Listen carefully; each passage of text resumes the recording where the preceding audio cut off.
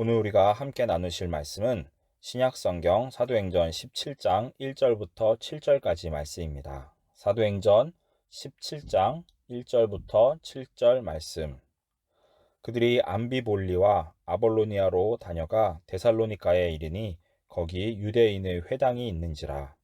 바울이 자기의 관례대로 그들에게로 들어가서 새 안식일에 성경을 가지고 강론하며 뜻을 풀어 그리스도가 해를 받고 죽은 자 가운데서 다시 살아나야 할 것을 증언하고 이르되 내가 너희에게 전하는 이 예수가 곧 그리스도라 하니 그 중에 어떤 사람 곧 경건한 헬라인의 큰 무리와 적지 않은 귀부인도 청함을 받고 바울과 실라를 따르나 그러나 유대인들은 시기하여 저자의 어떤 불량한 사람들을 데리고 떼를 지어 성을 소동하게 하여 야손의 집에 침입하여 그들을 백성에게 끌어내려고 찾았으나 발견하지 못함에 야손과 몇 형제들을 끌고 읍장들 앞에 가서 소리질러 이르되 천하를 어지럽게 하던 이 사람들이 여기도 이름에 야손이 그들을 맞아 들였도다. 이 사람들이 다 가이사의 명을 거역하여 말하되 다른 임금 곧 예수라 하는 이가 있다 하더이다 하니. 아멘. 같은 말이지만 그 무게가 다른 경우가 종종 있습니다.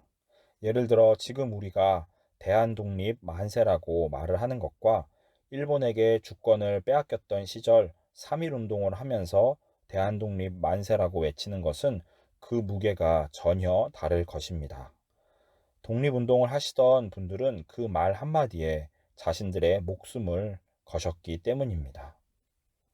그러므로 아무리 같은 말, 같은 의미를 담고 있어도 실제로 그 말이 입에서 발화될 때 우리는 그것이 어느 정도의 진지함과 각오를 가지고 하는 것인지를 신중하게 살펴보아야 합니다. 성경에서도 그러한 말들이 있는데 그 중에 하나가 바로 예수 그리스도라는 표현입니다. 저는 어린 시절 외국 사람들의 이름에는 이름과 성이 있는데 예수님도 그렇게 이름과 성을 붙여서 토머스 에디슨이나 빌 게이츠처럼 예수가 이름이고 그리스도가 성이라고 생각한 적도 있었습니다. 그런데 사실 초대교회 때 예수 그리스도, 다시 말해서 예수님께서 그리스도이시다 라고 말하는 것은 결코 가볍게 할 수 있는 것이 아니었습니다. 마치 독립운동가들이 목숨을 걸고 대한독립 만세를 외쳤던 것처럼 초대교회 성도들은 자신들의 목숨을 걸고 예수님이 바로 그리스도이시다 라고 고백을 하였던 것입니다. 오늘 우리는 예수님께서 그리스도라고 고백하는 것이 왜 중요한지, 그리고 그것에 왜 목숨을 걸어야만 했었는지 함께 나누기를 원합니다. 이를 통하여 우리도 이 고백의 참 의미를 되새길 수 있기를 바랍니다. 그리스어로 그리스도라는 말은 히브리어의 메시아에 해당하는 것으로 기름 부음을 받은 자라는 의미를 가지고 있습니다. 구약시대의 왕이나 선지자와 같이 하나님께 선택을 받아 귀하게 쓰임을 받았던 이들이 주로 이 기름 부음을 받았습니다. 그렇기 때문에 메시아는 원래 한 명이 아니라 여러 명이었으며 시대마다 인물이 달라지기도 하였습니다. 그런데 남유다 왕국이 멸망을 하고 바벨론과 페르시아, 헬라 제국 등 여러 왕조들이 흥망성쇠를 거치는 동안 유대인들의 마음속에는 바로 그 메시아에 대한 기대가 생겼습니다. 그분은 이사야 선지자가 61장에서 예언한 성령으로 기름 부음을 받으실 분으로서 하나님의 공의를 온 세상에 드러내 보이실 분이셨습니다. 모든 경건한 유대인들은 바로 이 메시아를 간절히 기다렸는데 바울이 되기 이전의 사울 또한 마찬가지였습니다. 사울이 기세등등하여 그리스도인들을 핍박하러 다니고 유대인들이 예수님을 잡아 십자가에 매달았던 이유 또한 이것과 관련이 있었습니다. 누가복음에서 예수님께서는 사역을 시작하실 때 바로 이 이사야 61장 1절 말씀을 인용하셨습니다. 이것은 예수님 스스로가 자신을 바로 그 메시아라고 선언하신 것입니다. 물론 예수님의 모습과 사역의 방식은 당시 유대인들이 기대하였던 메시아의 그것과 전혀 다른 것이었습니다. 그분은 무력으로 로마 제국을 몰아내지도 않았으며 다윗 왕조를 다시 세우려고 하지도 않으셨습니다. 그러므로 유대인들은 하나님을 아예 안 믿은 것이 아니라 다른 방식으로 자기들이 원하는 대로 하나님을 믿었기 때문에 예수님을 핍박하고 죽였던 것이었습니다. 이처럼 하나님을 아예 안 믿는 것도 문제이지만 하나님을 믿되 자기가 원하는 방식으로 믿는 것 또한 심각한 문제를 일으킬 수 있습니다. 회심한 바울과 그의 동역자들이 로마 제국 전역에 흩어져 있던 유대인들에게 복음을 전하며 다닐 때 가장 중요하게 강조하였던 것이 바로 예수님께서 바로 그 메시아이시라는 사실이었습니다. 사도행전 17장 1절부터 3절 말씀.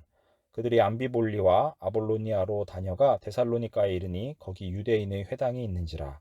바울이 자기의 관례대로 그들에게로 들어가서 새 안식일에 성경을 가지고 강론하며 뜻을 풀어 그리스도가 해를 받고 죽은 자 가운데서 다시 살아나야 할 것을 증언하고 이르되 내가 너희에게 전하는 이 예수가 곧 그리스도라 하니.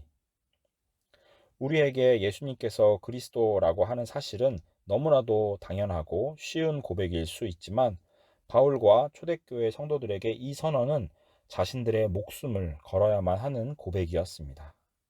이미 바울의 선교 사역 때에는 예수님과 스데반 그리고 사도 야고보 등 많은 그리스도인들이 잡혀 죽임을 당하였던 시기였습니다. 이렇게 그리스도인들은 유대인들에게는 예수님께서 메시아라고 고백하는 것 때문에 목숨을 위협을 당하였고 또 유대인이 아닌 로마인들에게는 예수님께서 주님이시다, 왕이라고 하는 고백 때문에 동일한 위협을 당하였습니다. 사도행전 17장 6절 7절 말씀. 발견하지 못함에 야손과 몇 형제들을 이끌고 읍장들 앞에 가서 소리질러 이르되 천하를 어지럽게 하던 이 사람들이 여기도 이름에 야손이 그들을 맞아 들였도다. 이 사람들이 다 가이사의 명을 거역하여 말하되 다른 임금 곧 예수라 하는 이가 있다 하더이다 하니.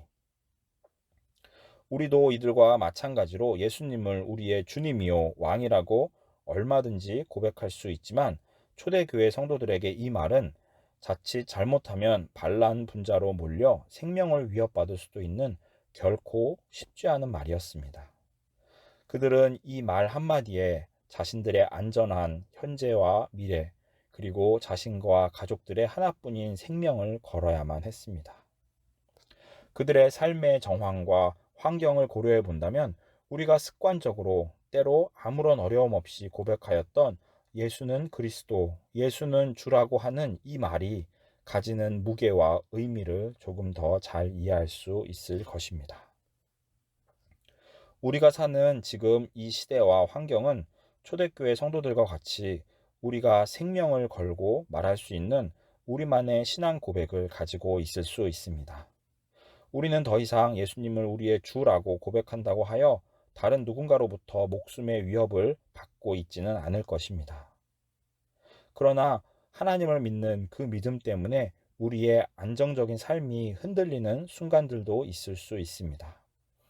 어떤 이들에게는 주일에 교회에 나와서 예배를 드리는 것이 크게 어렵지 않을 수 있으나 다른 누군가에게 그것은 자신의 평안한 삶을 걸어야 할 정도로 힘든 일일지도 모릅니다. 누군가에게 소득의 10분의 1을 헌금으로 드리는 것은 그리 큰 부담이 되지 않는 것일 수도 있으나 또 다른 누군가에게는 당장 먹을 것을 줄여야만 하는 매우 어렵고 힘든 결정일지도 모릅니다. 우리는 저마다 서로 다른 환경 속에서 하나님을 믿으며 서로 다른 모습으로 교회에서 섬기고 있습니다. 각자의 상황과 처지를 모두 다 알거나 이해할 수 없기 때문에 그 사람이 얼마나 힘든 가운데 신앙을 지키고 있는지 함부로 판단해서는 안 될 것입니다.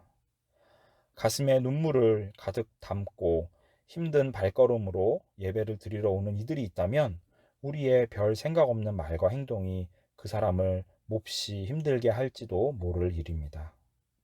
우리 모두 하나님을 사랑한다고 그분의 말씀을 따라 살기 원한다고 고백할 수 있지만 누군가에게는 그 고백이 참으로 어려운 고민과 갈등 가운데에서 나온 것일지도 모릅니다.